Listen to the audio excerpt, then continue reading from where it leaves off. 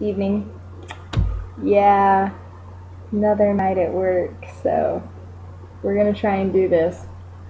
Alright, so today's topic is on guides and guardians. So, what are they?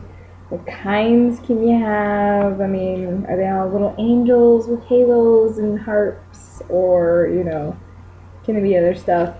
And then, how do I find them? How do I know who they are? How do I, kind of figure that all out? So that's what today's is on. I'm hoping this will kind of help address a lot of questions that everybody's been having. So first question. I have things written down so I don't forget things today. So first question, what are guides? What are guardians? What are they for? What do they do? What are they not for? Yeah. So what do they do? Well, a guardian or a guide is here to assist you on your journey, whatever that journey is, whatever that means for you. Could be your normal everyday life, could be astral plane adventures, whatever it is, they're here to help you. They're here to be your friend. They're here to teach you things you need to learn. They are here to comfort you when you're afraid, when things get frightening or a little bit more than you think you can handle. They're here to tell you, hey, you're okay. I'm right here.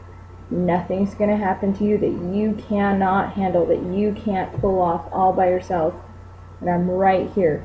Sometimes they jump in and help when a situation gets extreme. I mean, there have been cases where guardian angels save people, or where their guardian animal leads them out of somewhere where they got lost to. That's not uncommon. So there are those instances. What they are not here to do, that's the tricky thing. They're not here to do it for us. They're not here to fix everything for us. They're really not. I mean, their job is like kind of the job of your best friend almost. Like your best friend, they're there to listen, they're there to help you, but they can't fix everything for you. So you have to work it at it yourself. You have to find your own solutions. You have to find your own way of fixing your problems.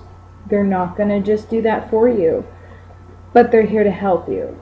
They're here to give you the right tools, right information, the right direction to go. If you ask them, hey, okay, so I could do it this way or I could do it this way, they're here to help you reason it out, figure out what the best way to do it would be.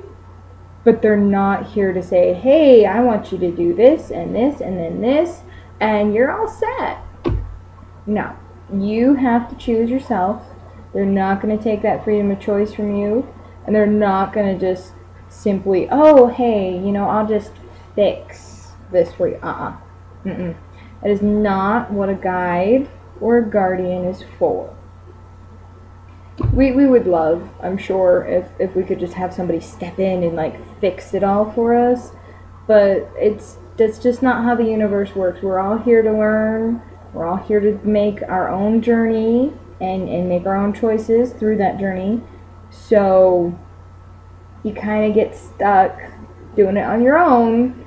But that doesn't mean you can't have help. It doesn't mean you can't have resources behind you to help you out along the way. It just means you have to actually do the doing yourself. It's not a bad thing. So the next question kind of is, what kind of guides are there? Okay? A lot of people think, oh, well, we have a guardian angel, like halo. See the halo? Yeah, and wings and the whole harp, and no. That is not it. Okay, I believed that way for a long time. Don't get me wrong. There are angels. There are. They're brilliant. They're great. But they're not all there is. They're not. And that's okay. That is definitely okay. Everybody has the type of guide that they need. Okay. Now this is a concept that took me a long time to understand, because I'm thinking, an angel, like what's better than an angel? I mean, an angel, like light and wings and like halo and presence of God and like all that. And no, okay, that's not always best for everyone. I mean, if you're someone who, doesn't talk well with people, or especially people with authority, and you do so much better with animals, wouldn't it make better sense then that you would have a guide or a guardian that was an animal? That no matter what you felt, you could go to and you could talk to and you could be with and feel comforted and get the guidance you needed, just the way you needed.